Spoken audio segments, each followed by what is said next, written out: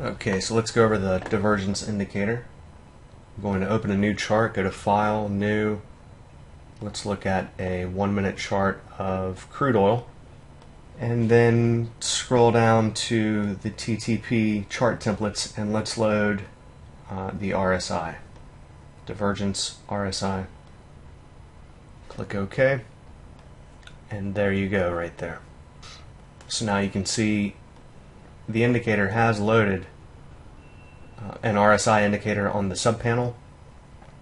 With Bloodhound, you could switch it to the CCI or the MACD or the stochastic or the TSI or whatever.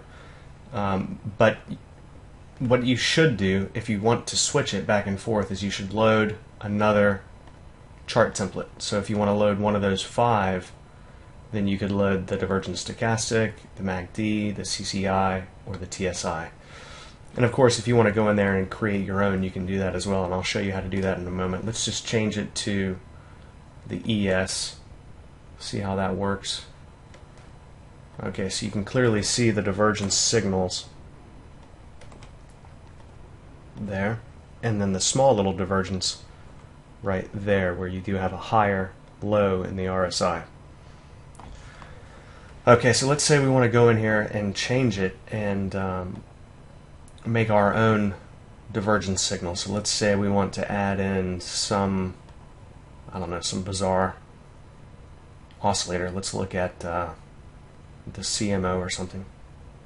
So we click on the input series and then click on that ellipsis and it will open up the input series window. So we would just go and choose the oscillator we want to use. Let's say the CMO. And then of course if you want to change the look back for the Donchian channel, which is what is being used to measure the divergence, then you could change that here for smaller oscillators with periods of less than 14. I recommend 25. For a MACD, I would recommend a 40. Now, usually you want to use something about twice the size of the look back period, or a little less, but not too much less. Anything over 2 times the size of the look back period, then the divergence you're measuring is really just a result of essentially the oscillator resetting. So I wouldn't use a period too much larger than 2 times the look back period of the oscillator. And then this look back separation is basically the minimum look back, so how far away in the minimum number of bars the current low in the oscillator is relative to the previous low. So in this case there has to be 4 bars in between the 2 pivots, the 2 swings in the oscillator. Okay, so that's what this bar measures. Minimum bars sloping against is saying that there has to be at least 2 bars on which the oscillator is sloping back down against if it's a long signal or up against if it's a short signal.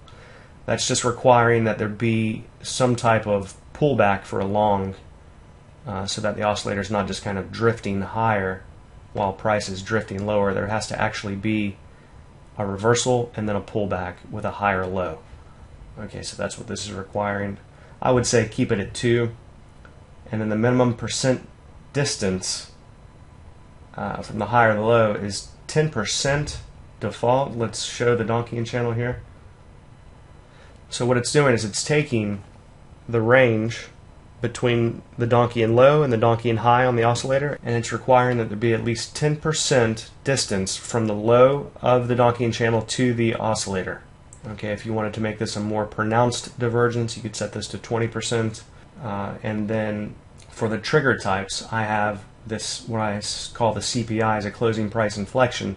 It's requiring that you get a reversal bar, which is essentially if the bars are coming down, then you're requiring a close of the current bar greater than the previous close. Okay, so we had to be coming down and then reverse with a bar closing above the previous close, which is obviously a reversal bar or a change in direction of the price. So that's the closing price inflection. Then I have the indicator inflection, which says it's the actual oscillator that must turn up. Okay, and then we have the price bars conditions, which says essentially take along if the close is greater than the median of the bar, which is the midpoint of the bar, or if the current bar's low is greater than the previous low. Okay, in this case right here, you can see it was the median price bar condition that triggered this signal because the close closed above the median of the bar. If it hadn't have triggered here, then it would have triggered on the next bar because the low of the next bar is above the previous low.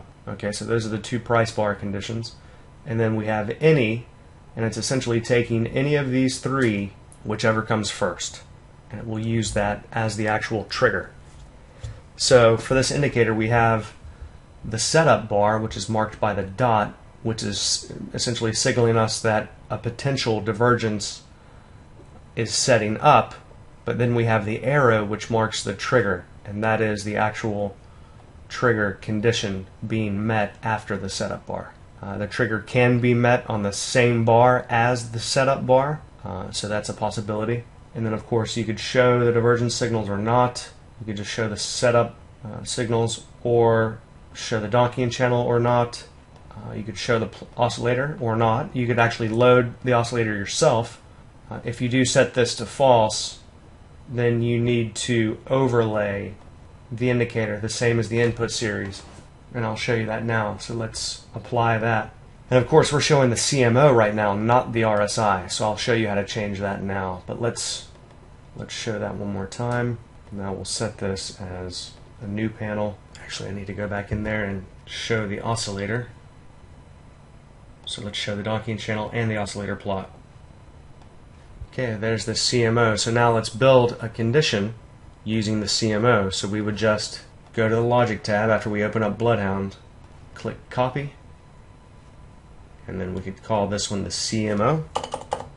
Change this out, go back to the Solvers tab, copy that, change the name to CMO, and then come in here, open up the indicator window, and you'll see the TTP divergence is already there. So we just need to click on the RSI, then remove, then click on the TTP divergence again, find the CMO. So I just tap the C key to scroll down to the CMO. There it is, and then nest that input into there. And you can see you can choose to show either the setup bars or the actual trigger bar, which is the arrow. Okay, I've elected to choose the actual trigger bar. Now, of course, if I need to change any of these settings, then I could do that here. We're just going to leave it as is. Click OK, and then go back to the Logic tab, right-click, Existing Solvers, CMO Threshold, and then attach that. And there's the CMO divergence signals right there. Okay, so you see we did not get a bullish divergence signal here because it was touching the docking channel within the past 4 bars there. Okay, so just a very simple way of measuring divergence, but the most effective way that I've found so far, by far.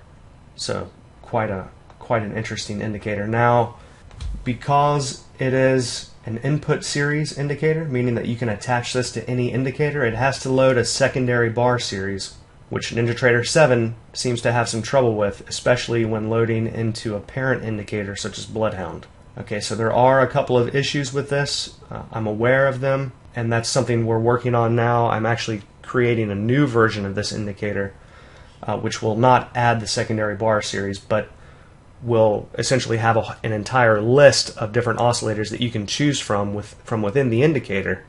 So if you have any special indicators that you want to use, special oscillators that you want to use, all you have to do is send me a list of the oscillators that you want, and I'll include those in the indicator. If it's a DLL, if it's a vendor indicator or some kind of proprietary indicator that you have, all you have to do is give me the name, and we can call to it from inside the indicator.